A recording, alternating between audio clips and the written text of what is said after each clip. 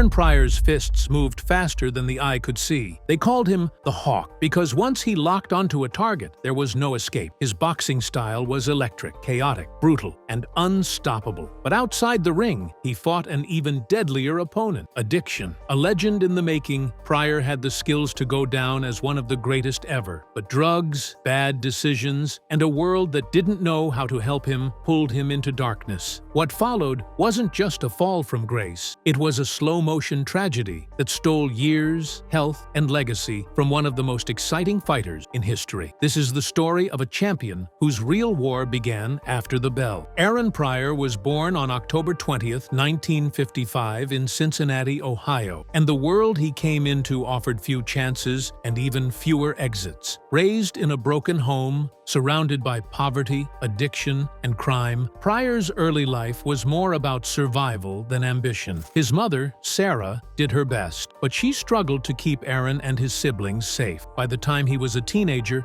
Aaron had already seen more of the street than the classroom. But there was one thing that caught his focus, that burned through all the noise and chaos: boxing. He found his way to the famed Over-the-Rhine boxing gym in Cincinnati, a place where future champions trained. And for the first time, Pryor had structure, something to hit besides the walls around him. The coaches quickly noticed something different in him. He was wild, yes, but powerful, fast, fearless. He moved like a man on fire. He was unpredictable, almost reckless, but somehow always in control. They started calling him the Hawk because once he had a target, he never let up. He would pressure opponents until they broke, not from one shot, but from the unrelenting storm. Pryor's amateur record was astonishing: 204 wins to only 16 losses. He was the 1973 National Amateur Athletic Union AAU champion and the 1975 National Golden Gloves champion. He was poised to be a part of the 1976 Olympic team, the same squad that launched Sugar Ray Leonard and the Spinks brothers into stardom. But Pryor was edged out of the final cut under controversial circumstances. Many insiders believed politics and favoritism were at play, and Pryor never forgot that feeling of being passed over, of being treated like he wasn't marketable enough. So he turned pro in 1976 with something to prove. He wasn't just fighting to win, he was fighting to be seen. He would later say, "They never gave me nothing. I had to take it all." And from day one as a professional, that's exactly what he did. His early fights didn't just end in knockouts, they ended in panic. Opponents couldn't keep him off them. He swarmed, punched from impossible angles, and smiled through every round. He wasn't polished like Leonard. He wasn't graceful like Hearns. He was raw violence with a rhythm. But behind that aggression, there was a deep craving, not just for greatness, but for validation. Pryor wasn't just trying to become champion, he wanted to be undeniable. He wanted the world to admit what he already knew, that Aaron the Hawk Pryor wasn't just good, he was a storm waiting to happen. Aaron Pryor's professional career took off like a rocket, and it was clear from the start that the boxing world wasn't ready for what he was bringing. His style was pressure-heavy, relentless, and unorthodox. He fought like he was running out of time, like every second not spent throwing a punch was a second wasted. Trainers didn't know how to prepare their fighters for him. He didn't box conventionally. He attacked in chaotic bursts that didn't follow patterns, overwhelming even the most seasoned opponents. By 1980, Pryor was 24-0 with 22 knockouts. That same year, he captured the WBA junior welterweight title by demolishing Antonio Cervantes in just 4 rounds. The victory should have been the moment he broke into the mainstream, but something strange happened. Despite the record, despite the ferocity, the big-name fighters, Sugar Ray Leonard, Roberto Duran, Thomas Hearns, all avoided him. They said the money wasn't right. They said Pryor didn't draw. But the truth was more brutal. Nobody wanted to get in the ring with a man they couldn't figure out, and Pryor felt the sting of that rejection. While Leonard graced magazine covers and signed million-dollar contracts, Pryor was left fighting lesser-known opponents in smaller venues. The disrespect cut deep, but it only made him him meaner in the ring. He defended his title multiple times in 1981 and 1982, each time destroying challengers with ease. Fans knew they were watching something special, but the mainstream media still hesitated. Part of the reason was Aaron's reputation outside the ring. Even before his addiction spiraled out of control, he was unpredictable. He didn't play politics, he didn't flatter promoters, and he refused to be anybody's puppet. Managers found him hard to market. Commentators found him hard to explain. But in the ring, he made sense. Pure, terrifying sense. In his prime, he was chaos with gloves on. You couldn't time him, you couldn't outwork him, and most importantly, you couldn't stop him. And when the Alexis Argüello fight was announced, people hoped it would be the war that finally forced the world to pay attention. What they got was more than a fight. It was a defining moment for both men. For Pryor, it was a chance to force the spotlight to stay on him. For Arguello, it was a shot at history. For fans, it was about to be one of the most brutal and unforgettable showdowns in boxing history. Primetime HBO event, international broadcast, packed stadium. Everything was set for him to prove once and for all that he belonged in the same breath as Leonard and Hearns. And Pryor, round after round, it was back and forth violence. But in round 13, controversy struck. And in the rematch, a year later, Pryor erased all doubt, dominating Arguello from the start and finishing him in 10 rounds with brutal precision. This should have been Pryor's crowning achievement, the night the world recognized him as one of the all-time greats. But something was already wrong. Behind the scenes, his cocaine use was escalating. Fame had finally arrived, but so had the temptation that would take everything from him. The hawk was flying higher than ever, but his wings were beginning to burn. After the Arguello rematch, Aaron Pryor was standing on top of the world. He was undefeated at 34-0, with 32 knockouts, and had just convincingly beaten one of the most respected fighters in the sport. But behind closed doors, he was coming apart at the seams. Pryor had always been intense, both inside and outside the ring. But now, that intensity was being swallowed up by something darker. Cocaine was no longer a recreational escape. It was becoming a central part of his identity. There were red flags everywhere. Pryor began missing press conferences. He stopped showing up to training camps in shape. He would vanish for days at a time and show up disheveled, unfocused, distracted. His manager and team started to worry, but nobody wanted to push too hard. Pryor wasn't just a fighter. He was volatile. Confronting him could mean losing him entirely. At first, he denied everything. "I don't have a drug problem," he told one reporter. "I'm just tired." But insiders knew. His workouts, once legendary for their intensity, became inconsistent and erratic. His weight ballooned between fights. He'd party for days and then try to sweat it all out in a single gym session, punishing his body in ways even a fighter couldn't endure for long. In 1984, his career took a strange detour. Instead of capitalizing on his wins and taking high-profile fights, Pryor began chasing money over legacy. He fought lesser-known opponents for small purses in questionable promotion. His performance started to slip. Not enough to lose, not yet, but enough for boxing insiders to notice the difference. He still had power, but his timing was off. His speed had dulled. Worst of all, his hunger seemed clouded. Then came the final straw. In 1985, he announced his retirement from boxing. He claimed he wanted to spend more time with his family and explore other ventures, but the truth was uglier. His addiction had reached a point where fighting was no longer sustainable. He was already on a steep decline, and many believed he retired to hide how far he'd fallen. Aaron Pryor had been one of the most feared fighters on the planet, but now, with drugs taking center stage, the beast was losing his claws. And fast, Between 1985 and 1987, Aaron Pryor became a ghost. He wasn't in the gym, he wasn't on television, and he certainly wasn't in the ring. Rumors swirled. Some claimed he was homeless. Others said he was holed up in motel rooms with drug dealers and old associates. For a man who once stood atop the sport, his descent into darkness was almost mythic. The stories became darker as time passed. fast. Friends and former trainers said Pryor had started pawning memorabilia, including championship belts, just to afford his next hit. There were whispers of street fights, not sanctioned bouts, but brawls for cash in alleys and abandoned buildings. His weight fluctuated wildly. At times, he looked skeletal. At others, bloated. The fire in his eyes was dimming. His family tried interventions. His wife and children begged him to seek help, but cocaine had its claws deep in him, and the deeper he went, the more he pushed people away. One former trainer described visiting Pryor's home and finding it trashed, food rotting on the counters, windows blacked out, a boxing trophy lying broken on the floor. It wasn't just physical decay, it was spiritual collapse. By 1987, Pryor attempted a comeback, but the licensing commission denied him a boxing license due to failed eye exams. His vision was deteriorating, and he had developed a detached retina, likely worsened by years of damage and neglect. To any sane observer, the message was clear: his body was done. But Pryor wasn't listening. He kept training in private gyms, showing up to small fights, and trying to convince promoters to give him another chance. But the calls never came. Nobody wanted to watch a legend disintegrate in real time.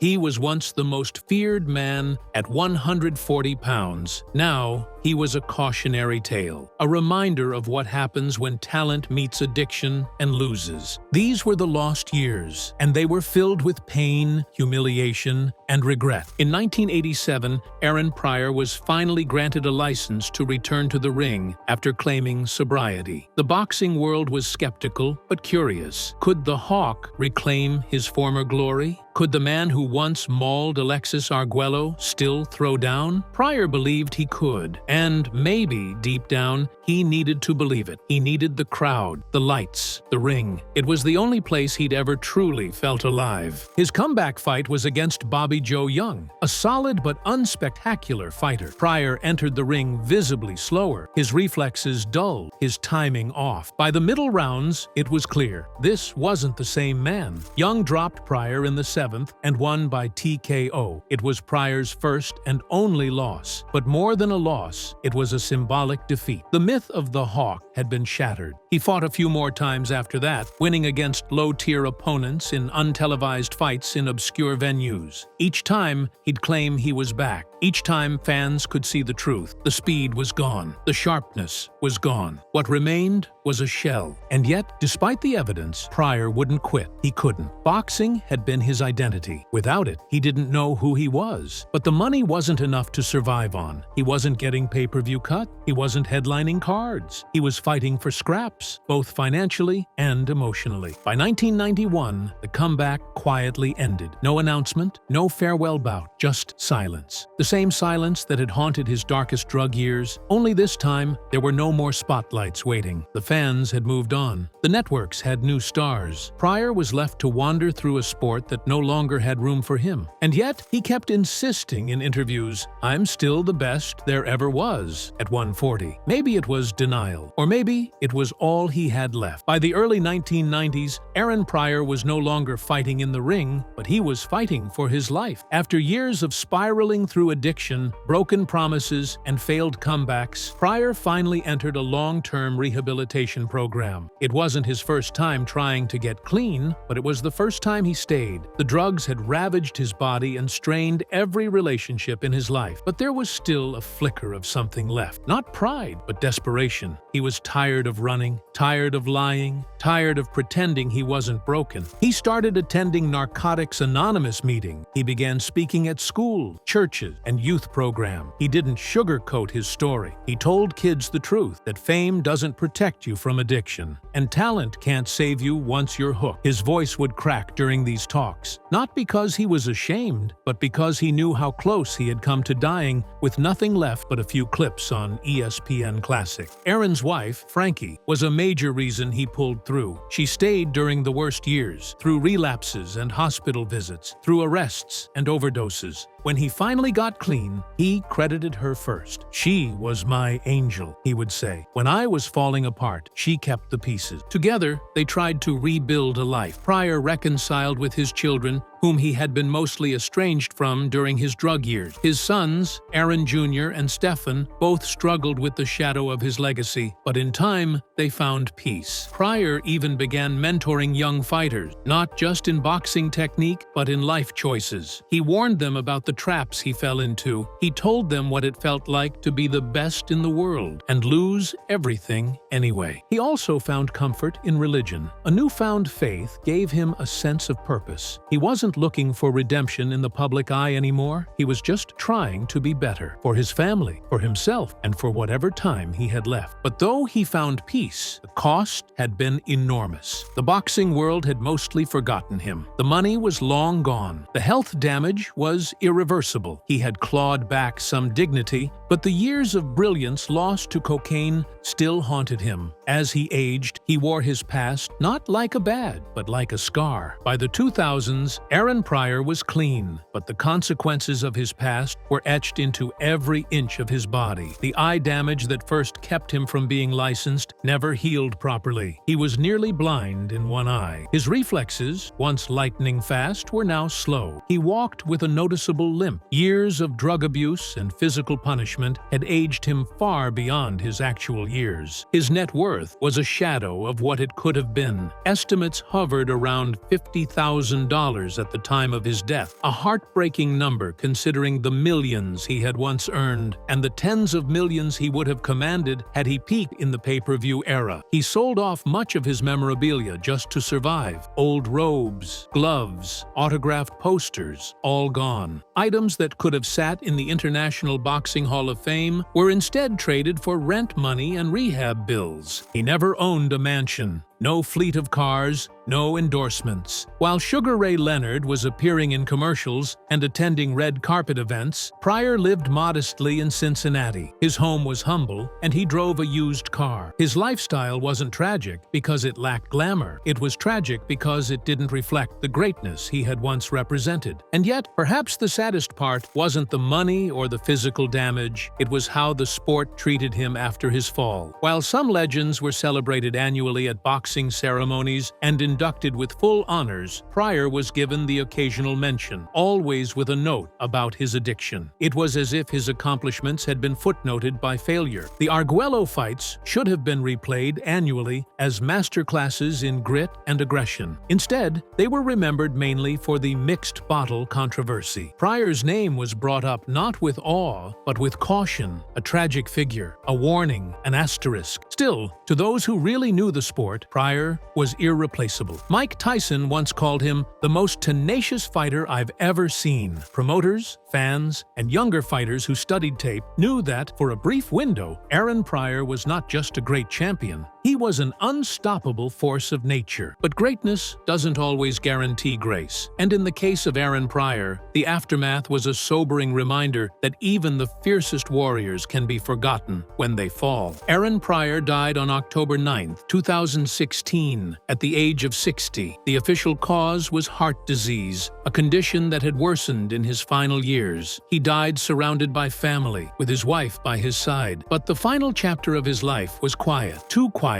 for a man who once brought arenas to their feet. There were no grand tributes, no special broadcasts, just a few articles, a handful of tweets, and a nod from the boxing community. The silence said everything. This was the man who beat Alexis Argüello, not once, but twice, who went 39-1 with 35 knockouts, who could have been a pay-per-view king if he'd fought just a decade later. But his death passed through the media cycle like a whisper. To most of the world, his name was just a ghost from a different era. Yet among those who truly understood the sport, Pryor's legacy has never dimmed. Fighters like Terence Crawford, Regis Prograis, and even Manny Pacquiao cited Pryor's pressure style and fearlessness as inspiration. His fights became YouTube relics, grainy but electric. And slowly, a new generation began to appreciate what was nearly lost to time. Still, the tragedy endures. Aaron Pryor never got the endorsements, never got the movie deal, never got the second chance at stardom. He lived his final decades as a man rebuilding, constantly chasing a dignity that should have been his from the start. His story wasn't about redemption or resurrection. It was about survival, about finding scraps of peace after the storm had destroyed everything. And maybe that's why his legacy cuts so deep, because in every punch he threw,